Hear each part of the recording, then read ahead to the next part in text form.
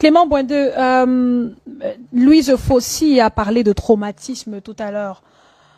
Pour revenir sur l'histoire vécue par les parents, par ces nationalistes, par ces héros nationaux, y a-t-il des événements qui se produisent en ce moment dans le pays qui font revenir ces souvenirs et qui peut-être vous amènent à craindre un peu le pire? Si nous acceptons de venir parler ici, c'est justement pour éviter le pire. Parce que l'histoire est un miroir. Ce que je déplore, c'est que nos hommes politiques ne s'approprient pas le combat de ces héros. C'est bien d'aller faire le pèlerinage et consorts, mais je souhaite qu'on aille plus loin en faisant bien l'esprit de ces pères fondateurs. Je reviens également sur ce que Thierry a dit tout à l'heure. Oui, par rapport à la création de l'UPC. Oum n'a pas participé à la réunion, pas parce qu'il était absent. Il était plus présent qu'absent en esprit. C'est justement parce qu'il était traqué. Sa présence aurait attiré l'attention du colon et empêché la création. Donc, il était là en esprit. Bouli Léonard a pris les rênes.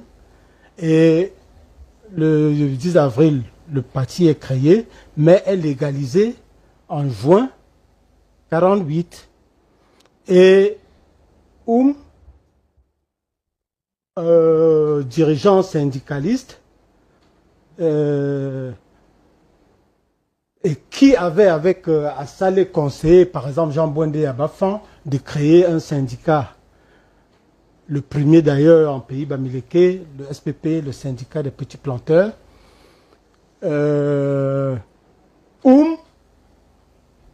Va s'accrocher sur Jean Boindé pour distiller l'UPC à l'ouest, puisque Jean Boindé a arrêté en 47, le 1er septembre 47, pour ses activités syndicales, parce qu'on lui reprochait de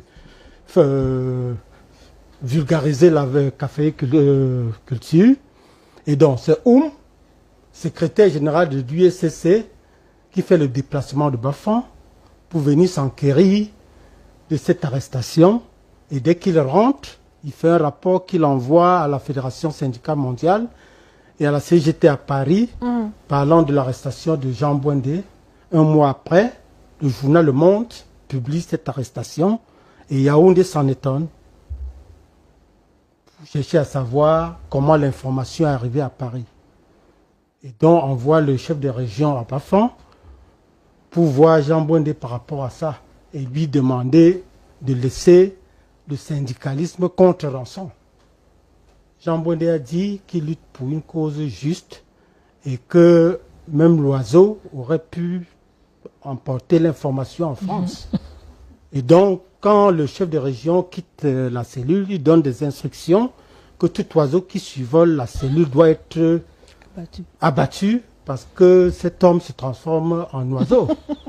Donc, et le 15 avril 48, après 8 mois, il est libéré et l'invite à Douala et lui donne les statuts de l'UPC et lui dit confie le syndicat à quelqu'un d'autre. On est en juin 48. N'était pas encore secrétaire. Donc, Jean Boindé rentre, mais il n'y a personne pour prendre la direction du syndicat. Comme il y avait déjà les structures, il a juste transformé les structures syndicales en structure du parti. Et c'est ainsi qu'est né le premier comité central de l'UPC au Cameroun, ce qu'on appelle aujourd'hui section. C'était à Bafan et le siège était chez Jean Boindé.